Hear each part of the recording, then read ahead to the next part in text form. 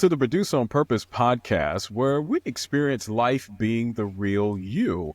I'm your host, Randy Adkins Jr., author, teacher, speaker, preacher, and lifelong learner.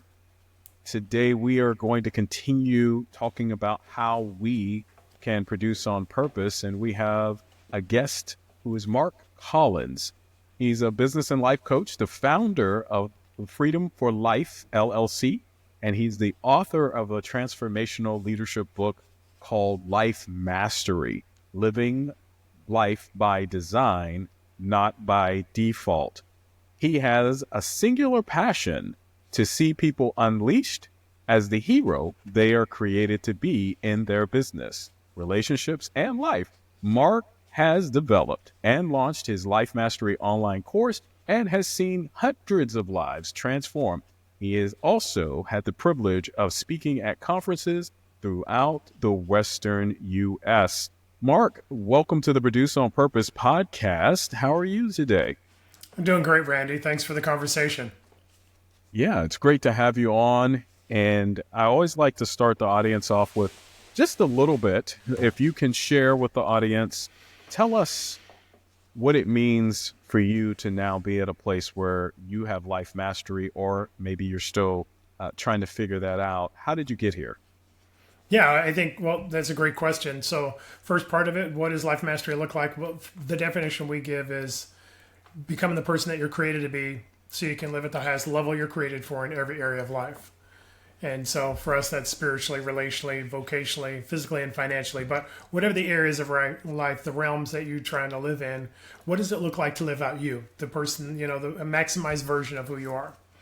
How did I get here? Well, that was the passion I had for me, was trying to figure out how to get the man on the inside, the person I believed I could be on the outside, that hero on the inside, as you talked about earlier, and really trying to figure out how do I, the person of confidence and assurance, the person of passion and direction, the person that boldly goes for goals and dreams and things that they're doing, right? How does that person get to be lived out? And in that place, figuring it out for myself in that transformational journey, being a person of faith and finding instructions in that, I started to see the transformation in my life. And, like with you, Randy, I'm sure when you find something amazing, you share it with people So did it casually and, in starts in, little spots and places and little teachings and ideas and courses. And then it developed into Life Mastery, and been doing that as a ability to invest in people from that point forward. So for me, Life Mastery really started from a place of being a young man who wanted to be more than the person I was seeing on the outside. Really that person, that you believe on the inside, of confidence and assurance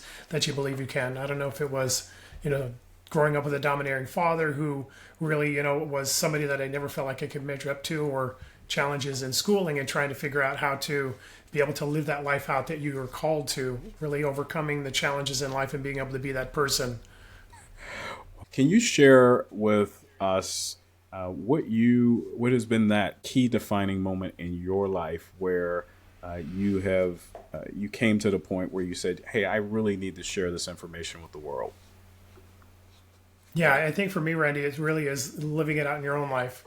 And in that place, the person that I believed I could be started showing up with assurance and confidence and passion and boldness, and really reaching for things without fear holding me back, or imposter syndrome stopping me from really even trying.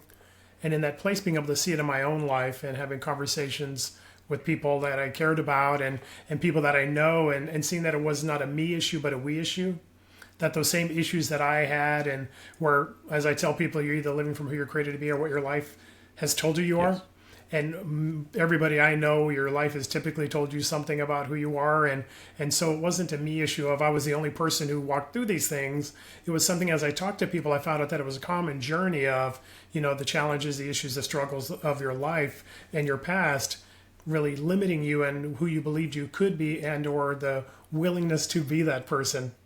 And so it was really starting to see transformation in my own life, and in that place, really wanting to give it to other people, really wanting them to be able to have what I call that blueprint of freedom that I was able to find in my own life. And, when you start seeing the transformations in other people, it inspires you to continue to do it. And so it's just expanded from there to, the full-fledged course of Life Mastery, as well as the book that I authored, Life Mastery, Living Life by Design, Not by Default.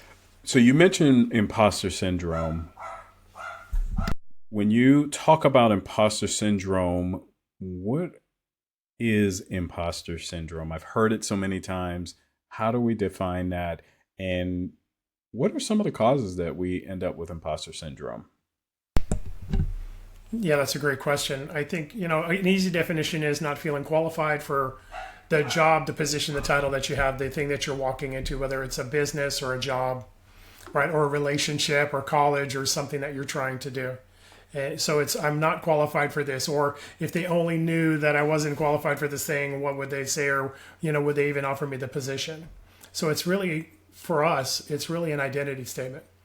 It's not qualifications for a position. It's believing that I'm not good enough to succeed here, or I'm lucky to be here, or I just happened into this thing. Which, as a person of faith, I don't believe that that ever is the case. You don't fall into success or opportunity. You're invited into what you're qualified for. But for the people I work with, and for myself included, it was really an identity statement. It was me believing that I wasn't good enough for that thing, or wondering if I was. And how do you overcome that? Well, for us, everything starts with the foundation of identity. Who are you created to be versus what your life has told you? The more I understand who I'm created to be, the more I live the life I'm created for. If I don't know who I'm created to be, then my life has to make up the difference. So I have to get, I have to be perfect. I can't fail. I can't have struggles. I can't have challenges. Otherwise, they start to be that issues in your life. So for us, it's really helping define identity. Who are you apart from outcomes and apart from your life and your past? Who's that person that's left when all those things are taken away? It's not less than, it's actually who you're created to be to begin with. The person of character and value and worth, right? The passions and the desires and all of the things that drive you and make you you. Those, the result of those are your outcomes. Right. They don't create, they aren't your outcomes don't create who you are creates your outcomes. So when we take those things away, we start with that one thing. Who are you? Right? And as you start to understand who you are, now all of a sudden you can start to be who you are. Right. So I'm not trying to measure up to fit in. I'm not trying to succeed to prove who I am. I'm not trying to, elevate myself in ways so that I feel like I'm a person of worth. I'm elevated because of my worth, not to prove it. Yeah. And because of your worth, you are then the one that's pushing out into life versus life pressing in on you. And I sometimes believe, I think imposter syndrome comes from the fact that maybe you've been taking on values, taking on different things that may have told you that, yeah, you didn't live up to a particular area. But now when you begin to identify with who you are and what you were, I say created for, what you were manufactured to do, how you were born, then it sounds like there's a clearing of the way. What comes and what are the benefits of understanding your identity and understanding who you really are? Well, that's a great question. There's so many benefits. So the very first one is you can have a life that you're passionate in living. The thing that I see with the people that I work with, and even in my own life, I had a father that I didn't feel like I measured up to. So for me, it was really trying to succeed in academics and athletics and in business or entrepreneurship to try and prove that I was that person of value. Well, what happens sometimes, at least in my life and some of the people I work with, is you get to the top of that mountain of success and you find out that the fear of failure and imposter syndrome that you had at the bottom of the hill, you have at the top. Yeah. That it just simply came along for the ride. And because it's not a emotion issue, it's not a relation issue, it's an identity issue. Ah. So in that place, success can't overcome on a lack of identity. It just can be a substitute for a while. But then you get there and you find out that your joy and succeeding at whatever thing you're doing lasts for about 10 minutes.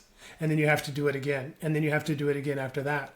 Because it's not really you living from who you are. It's you convincing yourself of who you are and really convincing everybody else around you.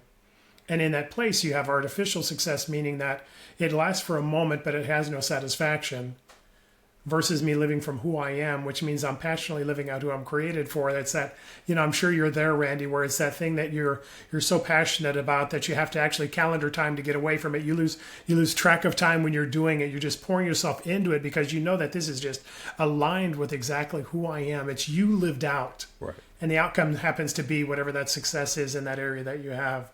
That's the outcome that living from identity helps. The opposite of that is, it's really life management or life mastery. It's either mastering or managing your emotions so that you don't have the negative ones and you have more of the positive ones and you deal with the stuff that stands in between, or it's mastering your life. And that's the place that, the header of my website, the very first page, the home page has 2 words on it: You Unleashed. Mm-hmm. That's what it looks like to live from a place of identity and life mastery. You mentioned artificial success. I think that's interesting because I think many believe that they hear the word success and that everyone should know what success is. However, success really has to do with who you are, what you were born to be, how you were built. And many times I think we find ourselves living on that artificial success, which sometimes it is really trying to get, like you said, someone to see what I'm doing. Hey, look at what I've done. Look at the awards. And then, like you said, it's only 10 minutes. It's temporary, and what actually comes out. And then what you were moving into is that when we begin to understand who we really are, we understand our identity and what we're all about. That begins to drive us in a different type of direction. I want you to give us a little more on that passion piece that you were talking about, that when you are rolling in what you were created to be, what you were manufactured to be, how you are kind of immersed in it, because the question always becomes, all right, I understand you're telling me that I need to find out my identity. I need to understand my purpose. I need to understand kind of who I am. How do I know that? And you started giving us a little bit of it. Can you tell us a little more about that feeling, that doing, that behavior that comes from that? Yeah, absolutely. And just for clarity's sake, your identity and purpose are 2 different things. Yeah. Meaning this, when I understand my identity, my purpose will become clear. Yes. And when I don't understand my identity, again, purpose is going to be a substitute. Right. Which means that I need to find something to accomplish. I need to find something. And people, I'm sure it happens with you as a pastor. It happens to me as well. People want you to help them figure out what's my calling in life. Mm-hmm.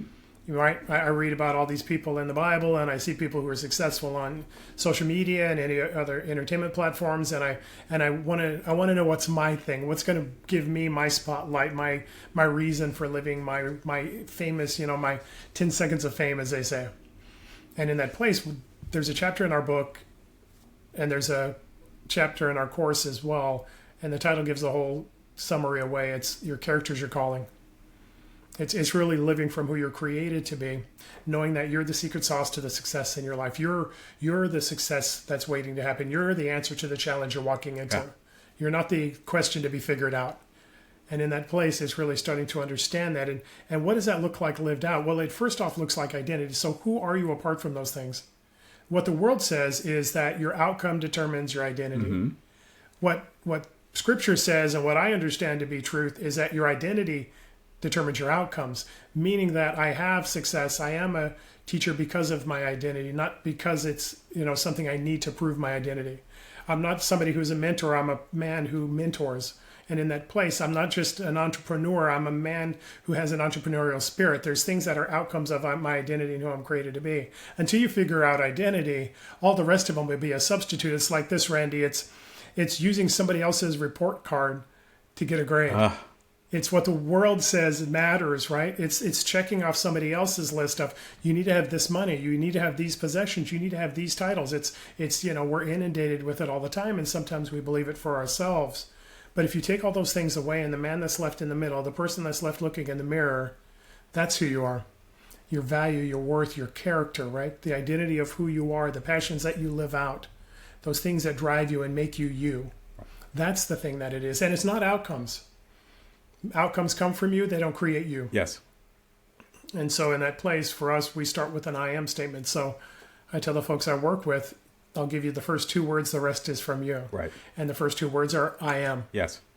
And it's who are you apart from your outcomes? Who are you apart from your life? The things, your past, your experiences, your pains.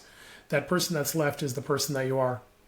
Right? For me, part of that could be I'm a person of compassion and care. I'm a person that is diligent and passionate about the things that I work on. I'm single-mindedly focused on the outcomes that I desire to have. I'm absolutely integrated with the relationships I have, and I invest in those people that I care about. Those are all statements of who I am. They're not titles, they're not roles, they're not positions that I have. So what's your thing, whoever's listening or watching this? What makes you you apart from those things? If you start at that place, now you'll be able to understand, first off, hey, what's my calling? Well, it's easy. The more I know who I am, the more I know what part and portions of me are to be invested in the thing I'm doing. Right. If you're a person of faith like I am, your relationship with God changes. Because now all of a sudden, when I understand who I am, right, that person that you're created to be, I can understand what the thought process was of God to make me. The more I understand the attributes of who I am, the more I see that they were first a thought of God before they were an attribute in me. And in that place, that relationship goes. My relationship with my wife increases when I start to understand who I am. Because when I know who I am, she doesn't have to make up the difference. We don't have to be perfect for me to be okay. Yes. I tell people this, Randy. I say that I was actually at a marriage conference this last summer and told folks in the conference, I said, my wife is a benefit to my life. She's not a necessity. Yes. I am who I am, fully formed as a man, just as I am. She's a benefit and an increase in my life and a great part of it. But I don't need Susan to give me things to make up for a lack of identity, a lack of belief in myself. And in that place, we can have an authentic relationship because not only do I get to be myself, get to be fully, completely who I am, so does she. Yes. And it's the most healthy relationship you can have. So identity is at the core of everything. When you understand who you are, much of your life is going to start lining up and much of it's going to become clearer. The wholeness, you're talking about being whole and understanding who you are, and that the definition of who you are is not your roles. And I believe that many times we get caught up in the roles, we get caught up in identifying with the work that we do. And one thing that I have found, as it describes in Ecclesiastes, that there is a season and that there is a time for everything, which means that there are going to be times when I'm going to play a role, but it's only temporary. It doesn't last forever. And I noticed when you described the I am statements, that you described concepts and character values that are eternal. They're not items that can change or flow. There are things that you are, and it may be expressed differently at different times in your life. And so when you're raising children, you may express it in one way, but now you're not raising children. You are in a different time in your life, but the same you is there. It's just being expressed differently. Yeah. No, absolutely. And I think one of the best examples that I like, well, I see it throughout all of Scripture, but one of my favorites, because he reminds me of myself, is a guy named Gideon. Mm-hmm. In Judges 6, there's a story about Gideon, a young man who was doing work for his family. He was threshing wheat. Well, he was doing it in hiding because the enemies of God would come and take the things that they had. So when there was a harvest, they'd come and take all the increase. When there was flocks, they'd come and take all of those as well. And in that place, he's doing what he's doing, but he's doing it in hiding. And an angel comes and sits on a rock and says this statement, "Greetings, mighty man of valor," to a young man in hiding, giving him an identity statement that he wasn't currently living. And in that place, Gideon, tried to give reasons and excuses as to why he couldn't do what he was supposed to do. Mm-hmm. Because the angel gave him an identity statement and gave him a mission, a passion, a goal. And that was for him to save his people. So in the middle of it was this conversation and this disagreement as to who was right. Was he a mighty man of valor or a man who was the least of his whole family? Well, obviously God was right, and so he walked towards being able to save his people. And in that place, what I found was that's what God's done over and over again. That's what it is in our life. It was you have your identity before you've done those things. It's you're succeeding in those areas. You're saving your people in Gideon's case because you're a mighty man of valor. Yeah. He's not creating you as something different so you can succeed in some other area. He's revealing to you who you are so you can live it out in your life, whether it's Peter or it's Paul or even Jesus, right? Yeah. When he's baptized, the voice from heaven says, "This is my beloved son in whom I'm well pleased." It's an identity statement. Right. Fast forward, that's Matthew 3 and Matthew 4, the next chapter. What is Satan's first and greatest temptation against him? He comes to him and says this, "If you really are the Son of God," mm-hmm. attacking identity, yes. "then turn these stones to bread." And honestly, we've lived that out ever since. If you really want to be that person you think you are, you need to prove it. Income, title, role, position, right? What Jesus said was, "Man shall not live by bread alone, but by every word that comes from the mouth of God." It may have not been the last word God said to him. It was the last recorded word God said to him. The very last recorded word God said to Jesus was, "You're my son and I love you." Yes. an identity statement. So in that place, again, I tell people about jokingly, my wife won't let me get a tattoo, but if she did, it would be identity is everything. Because it literally is. If I'm not living from who I am, I'm living from the person I believe I'm supposed to be or what my life has told me to be. And neither one of them is correct. And both of them will leave you lacking. And you know it. You, not you, Randy, but you as a person, because it's this sense on the inside that, God, there's got to be more than this. Is this really all that I'm meant for? Is this really the life that I'm supposed to live? It was the same feelings I had. That as that young man, that was the thing that drove me in my own transformational journey. And where it brings me to solutions that I'm providing, hopefully, for people to be able to live that out for themselves. It's interesting because the key component you're talking about is making sure we understand that part of us. But in many cases, it can be layered because, like you said, it could be your experiences of life. It could be something you saw on television, and you have picked up all of these things along the way. And you said, this is life. However, what you find out is that there is never a place where you have a fulfillment or a satisfaction of being fully in embodiment of who you were born to be. And I love this conversation because I think it helps that we can begin to find a place where, like you said, it's revealed to us that it was never lost. And I think sometimes it's hard to understand that we're always searching for something and it never was lost. It was always there. It's in you. It's there. It just needs to be revealed. I'm going to ask a question here because I have found that a lot of what we have to sometimes go through to get to our identity is to remove some of the things that we have believed or thought. How does forgiveness or letting go play into what you're talking about? You know, that's a great question. There's something I tell people that I work with. So, again, we tell people that you're living from who you're created to be or what your life has told you. And everybody has a life that's told them something. And what I tell them in summary and really trying to walk it out is God never tells you that what you've gone through doesn't matter. He never tells you that you just need to get over it. You just need to move on. Best thing to do is ignore it. You know, it's in the past or whatever. None of those things to work. And the people who say them or trying to use them will be proof in their own lives that they don't work because their life is a mess. Right. I've been there. But in that place, here's the thing that's the truth of the matter. It's not that God says, get over your experiences, they don't matter. Here's the literal truth. He just doesn't want them to tell you who you are anymore. Right? I mean, we could name people throughout all of the Word of God, whether it's Moses killing somebody and feeling like he's unqualified to save his people, or Peter, who's a fisherman who's just continuously, spouting off and messing up and having to be pulled off of the water where he's fishing because he believes he's not qualified and Jesus has to restore him there. It could be Paul, who's knocked off a horse thinking he's doing the work of God, but really he's opposing God.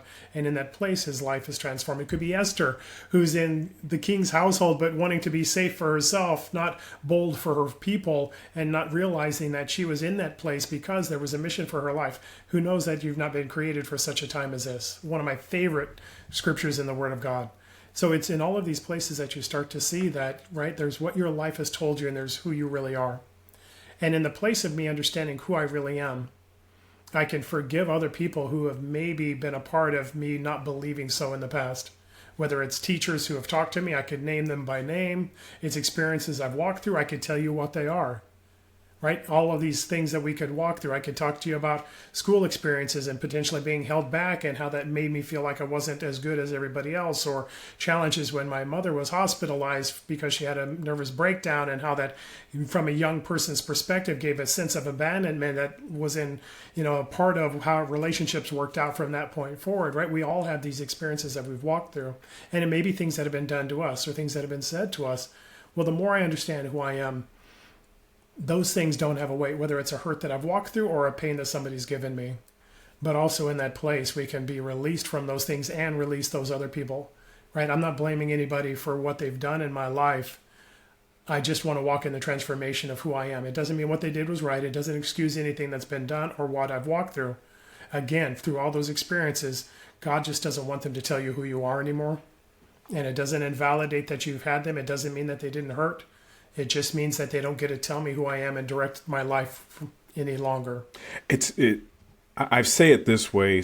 Sometimes we give our power away to inanimate objects, inanimate places, people. Sometimes we give our energy and our power away to those things. And really, it sounds what you're talking about is for us to, number one, take responsibility for who we are. Then when we Yeah. show up, we get to make a choice. And I love the idea that we always have a choice.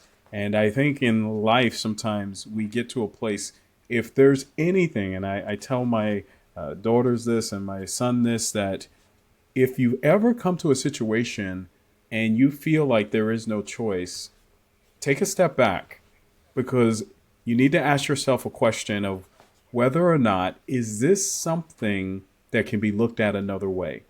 And when you say that, if you're true to yourself, no matter what the situation is, there is a way that your situation can be looked at a different way, which means that what you may be hyper focused on and only thinking about may be the thing that you might need to take a step back and know that there are more ways to see your Yeah. situation.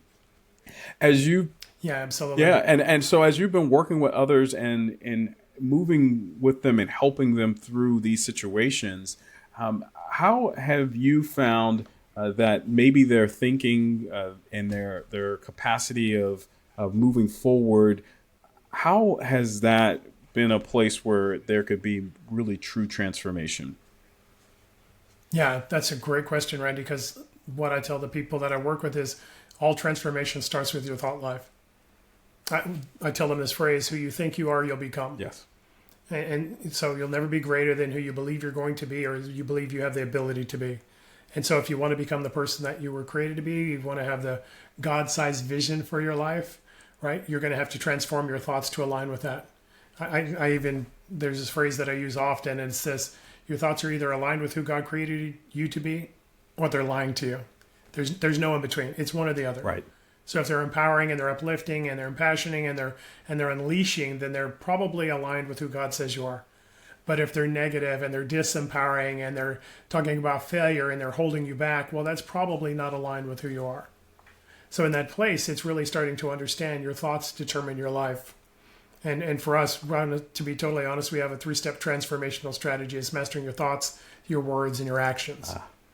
And in mastering your thoughts, it's really trying to align your thoughts with who you're created to be. And that's where that I am statement that I talked about came in. We actually have 3 tools: the I am statement, a celebration list, and an accomplishment list. The celebration list is answering the question, what do you love about you? The more I find the things that I love about me, I love the fact that I'm 6'3". I love the fact that I laugh at juvenile humor. I love the fact that I love chocolate. Right? I love the fact that I love animals, right? There's things about me that I love. The more I love about me, the more I see God in me, because again, like I'd said earlier, before it was a part of me, it was a thought of God about me. So in that place, it grows that relationship, but also it gives me the ability to celebrate me. Yeah. Right? What you think about, what you give energy to, you empower. So I can either empower those things that are good and great inside of me, which aligns with who my creator is, or I can look at those things that are, man, I'm not as good as, or I failed at this or those things, and then those things are empowered. And in that place, you start to minimize and limit your life. So where are your thoughts at? Do they align with who you are? That celebration list is the second one we use. The accomplishment list is really, what have you accomplished in your life? I tell the people I work with to write down 20. I've written 138. Yeah. And you know, like I do, Randy, once you get past 10 or 20, you've taken all the big stuff off the table. When you get to 60 or 70, then I'm writing things like I graduated from junior high, I pay my bills on time, right? I brush my teeth at night before I go to bed, whatever those things are. They're ordinary things, and sometimes some people can think that, oh, well, that's nothing. Why are you even writing that down? Well, here's the reason. Because what you're showing is you have a track record of success in your life. On a daily basis, I succeed in my life by doing the ordinary successful things. Right. And as you are now, I know not everybody does them, but this is the one thing a lot of people don't realize. If you can't celebrate your ordinary successes, you'll probably never get to the extraordinary ones. We think that we're going to be somebody of value once I get that trophy, right? Once I get that World Cup, once I get that Super Bowl trophy. And at the end of the day, you'll never get there if you can't acknowledge the good things you're doing along the way, because the journey is challenging. And the only thing that can help you is first off looking towards your goal, your vision for your life, and second off acknowledging the great things you're doing along the way to spur yourself on towards love and good deeds, right? To more in your life. Those ordinary successes give you the ability to counteract fear of failure and fear in general by saying, I have a track record of success in my life. I may have failed today. I may have failed at this activity. I may have failed at this thing I tried to do, but I've got a track record of success. I'm a person succeeding on a daily basis, and I'll see that throughout my life. So that I am statement, the celebration list, and the accomplishment list gives you a well-rounded version of who you are. And what we do is we ask the people to use those as affirmations for yourself. Right? We call them meditations, affirmations, and activations. The meditation is, what are you thinking about? Mm-hmm. Truth of the matter is, you can only think of one thing at a time. You can never have two thoughts in the same mind at the same time. So you can either choose to use the thoughts that you desire to have or wait for thoughts to come that you don't want to have.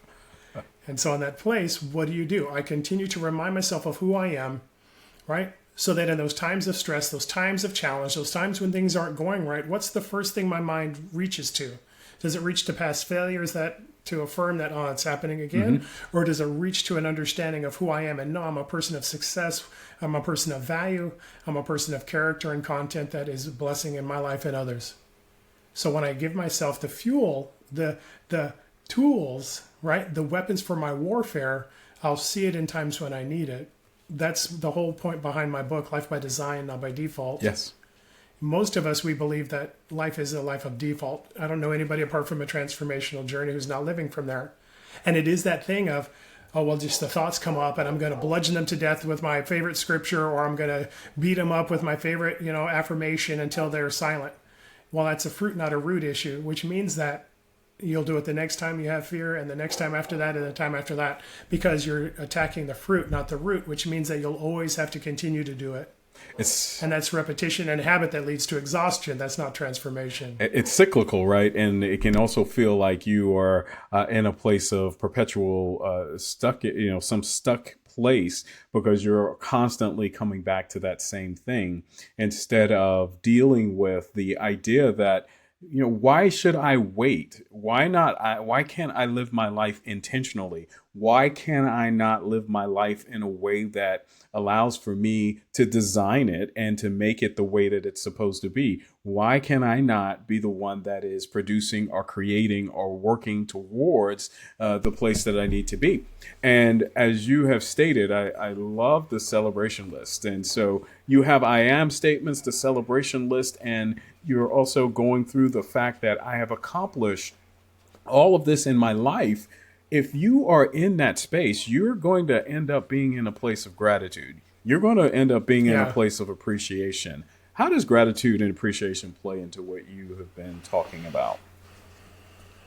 I think it's a validation of purpose. Gratitude is showing that I am a person of value. At the end of the day, we just want to know that we matter. That's my belief. We want to know that we matter to God and we matter to others.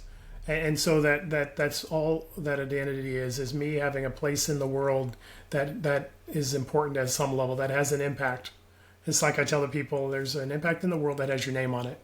You may not know it yet, but it does. And so how do we get you to that place of impact? So yeah, gratitude is that thing. And because again, what you focus on, right? What you empower, you unleash in your life. And in that place, when I see gratitude, I see things that are happening of good in my life. And the more you see it, the more you see more of it, the more you perpetually, right? You can perpetually see the things that you don't have or the things that you do. The difference is your outlook, and the outlook determines your income. Because in that place, the more I am seeing great in my life, the more I expect great in my life, and the more it exponentially increases, right? Yes. There's a scripture, and we use it for mastering your thoughts. It's a scripture that says, as a man thinks in his heart, so is he. Yep. And it is a philosophy talking about a rich man who is, basically being deceptive to the reader. So the author wanted to write this saying, hey, be careful of the person, because who he's acting like on the outside is not who he is on the inside. But there's an instruction from God in that, as a man thinks in his heart, so is he, which means that if I am where I'm at because the sum total of my thoughts have brought me here, to get to the place where God's called me to be, my created value and the impact I'm supposed to have, then I need to align my thoughts with what he says, a phrase we talked about. Your thoughts are either aligning with who God says you are, or they're lying to you. So in that place, how do you transform your life? By transforming your thoughts. How do you continue to have a positive outlook and believe that the best that God has for you is going to happen in your life? by continuing to remind myself of it, by gratitude, by affirmations, by meditation on the things that are the truth and that are good, right? Whatever is good and right and true, meditate on these things. We talk about it in the outside world, right? And we expect that, okay, so whatever is good about, the world and God's creation and those things, and those are actually very valid. But what about you? Yes. Whatever is true and lovely about you, what's the thing that is on the inside of you that you need to be focusing on? The things that you've messed up on or you haven't done well? Or the person that you're created to be and the impact you're making? And I believe, and I'm going to get to a nuance that you kind of provided here that I believe is going to be helpful for many people, because there are many people that are living off of the affirmations and they're saying them and they're trying to say it with feeling. However, they are allowing still the thoughts to come to them. They are allowing the situations to come to them. And regardless of how many times you gave that nuance of, if you allow for those things to continue to be, instead of you saying, wait a minute, I'm the one that is intentionally in the driver's seat. I am the one that gets to create this new situation and draw this world to me in the way that I've been born to do.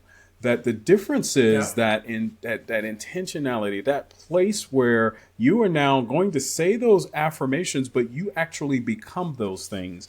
And it's not because you're trying to pump yourself up through your will. It is because it's who you are. Can you just speak to that one more second? Because I want to kind of hone in on that, because there is that nuanced difference. And someone has been going through and saying, I've heard this affirmation thing before. I've heard this meditation thing before. And it's really more about you understanding that God has created you to be a creator. He's created you to be one who designs. Yeah. And that the greatest fulfillment that you get out of life is when you're doing that. Yeah, absolutely. And again, it's exactly what you said. So most people are living by default, and it's no fault of themselves because they didn't know that there was an alternative.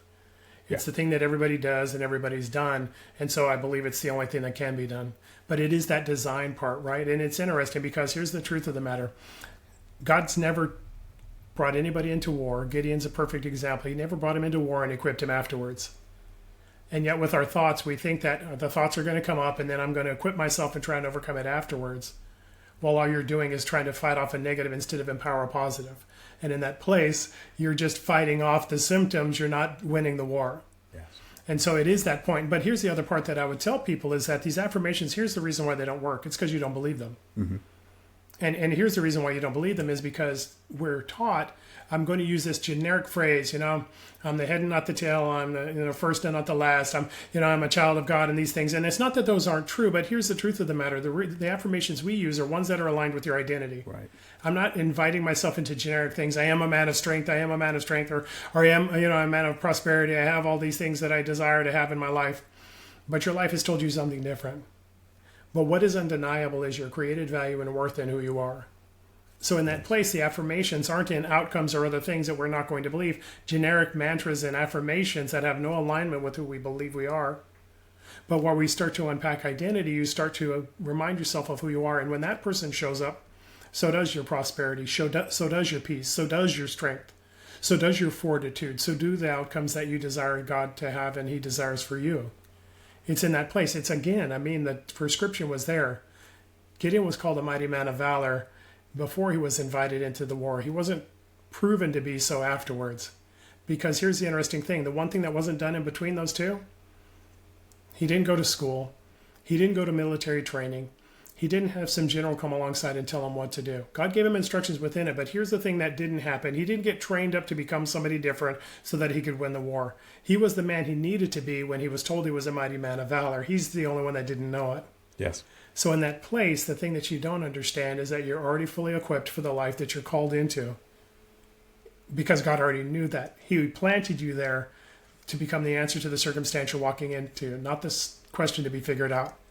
Many times our prayers and our conversations and our ideas are of trying to figure out what we can overcome in ourselves so that we can live up to that life. What we don't realize is you're already equipped to do it. You just don't know it yet. When you change your thoughts and align them with who you are, then you'll become the person that you're created to be. And that thing that I talked about didn't bring habits and change. It brought transformation. Transformation literally is me discarding the things that are lying to me so I can become the person I was created to be to begin with. That's the journey. It's that scripture, right, that says, do not be conformed to the pattern of this world, Yes. but be transformed. Yes.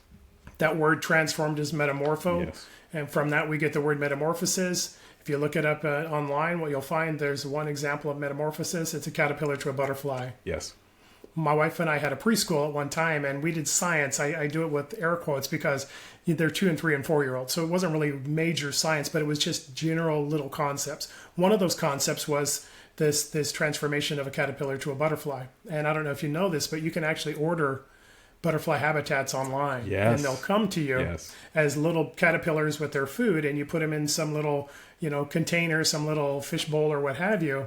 And over a period of time, they'll go through the transformation of caterpillar to chrysalis to butterfly. Yes. And it was funny because they always transformed into a butterfly. They always came out of their shell in the middle of the night.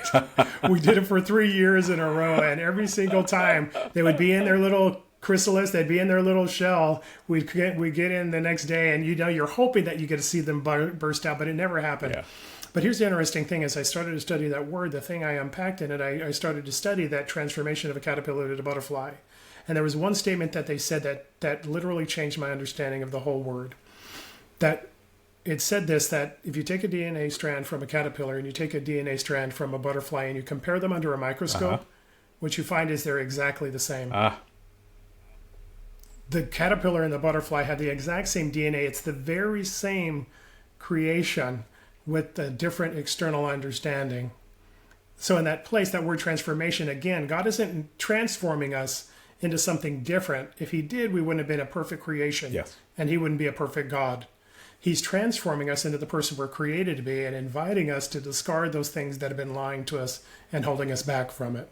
Yes. That's the transformation he's asking us to do. Wow, Mark. I love that, because that really does provide us with a understanding of, when we understand our identity, the expression of who we are, whether you're the caterpillar or you're the larvae, because we've done that as well. We did it with our children, and it's a beautiful process to watch. And then we finally let the butterflies go at the end.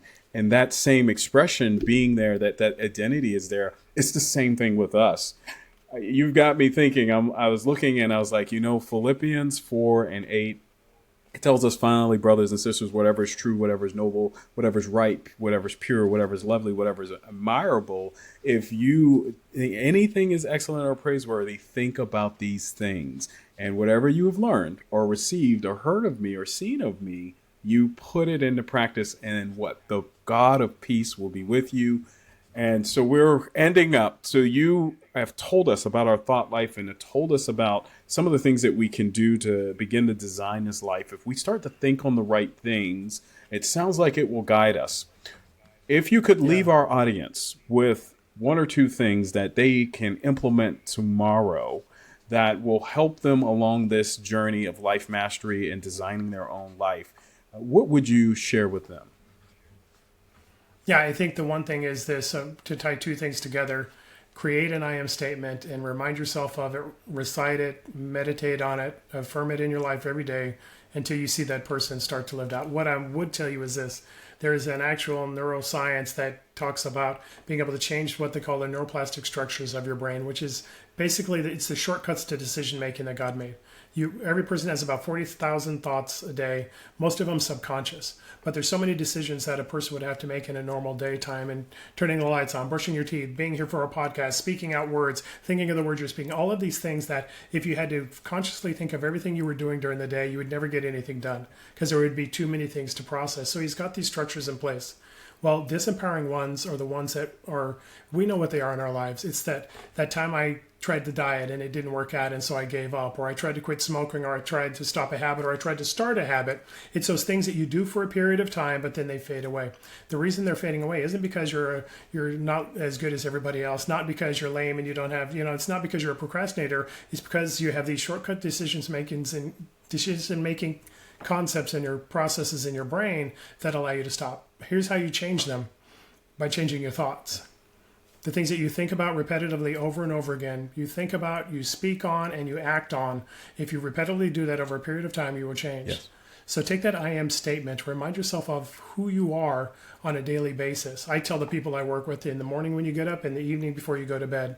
I did it. I actually audio recorded that verbiage in my phone, and I listened to it 6 or 7 times a day. Yeah. Because life happens every day, and life has happened over a lifetime. And so I was determined I was going to find transformation in my life to become that person. If you'll do that, you'll find the same. Second thing is this. There's one thing I did right during my whole journey from teenager to adult to older adult and walking in the transformational journey, going from personal development courses and books and trainings that I did that brought incremental change but never brought transformation. I created Life Mastery because I wanted to see transformation and I couldn't find a course that brought it. So I created one. But there was one thing I did from all of those years of my life, and over all of that time, there's one thing I did correctly. I refused to give up on myself. Yes. I refused to stop believing that there was more of a life than the one I was living, that I wasn't limited to where I was currently at and the limitations of my thoughts and my fears and anxiety and those things that I did that I didn't want to do and those things that I didn't do that I did want to do, right? The person I wanted to become. I refused to believe that I couldn't become that person. Even when the first, the 6th, the 10th, the 12th thing didn't work out, I bet on myself one more time and one more time after that until I found that transformation. That's the one thing I would leave you with, not just those tangible tools, but the one thing that I believe I have a transformational course that'll change your life. But there's one ingredient I can't give, and it's this belief in yourself to be willing to try one more time, to believe one more time that there is this promise that God has for me that I'm going to find in my life. I'm going to find out how to get there. If you do that, if you have that tenacity, that bet on yourself mentality, you'll find that person lived out in your life. You'll find that transformation. You'll find that life of joy and passion and purpose that you believe you can have. You do that one thing, and that man, that woman will show up. Don't quit on yourself. Continue to seek that out and know that there is more in your life. Mark, how can my audience find you and connect with you? Yeah, I try to be a one-stop shop, Randy. So everything I have is on my website, which is freedom-4-life.net, freedom-4-life.net. My course is out there if you're a person who doesn't just want the appetizer, you want the whole meal. The Life Mastery course I have is that whole meal. I also have my book. You can get it on Amazon, but you can get an ebook version on my website as well, so you can have it on any device you have, so you can take it anywhere that you go. So my ebook version is on my book is Life Mastery, Living Life by Design, Not by Default. That's on my website as well. Thank you, Mark, for taking the time. And I encourage anyone that's listened to this. There were multiple nuggets of information that I know. I love this information that you're sharing. It's very similar to what I've been sharing and passing along in the book that I've written as well, is that we can change. And we do have neuroplasticity in our brains, that we can have the changes occur, that you do not have to be the same person that you have been. You can intentionally change and become that person. And how many tools did we get today? Whether it's the I am statements, I'm going to celebrate. Hey, I'm going to make sure that I am taking down all of those accomplishments and consistently. And I encourage everyone, you don't have to do it all in one day. It's one day at a time, small steps, consistently doing that over and over again. And that is what's going to help us all be able to get that life transformation. I love it, Mark. And it's not something that we're going to continue on automatic default, but we're going to become aware. We're going to have that revelation happen in our lives so that we can move forward. And most of all, that we all can produce on purpose.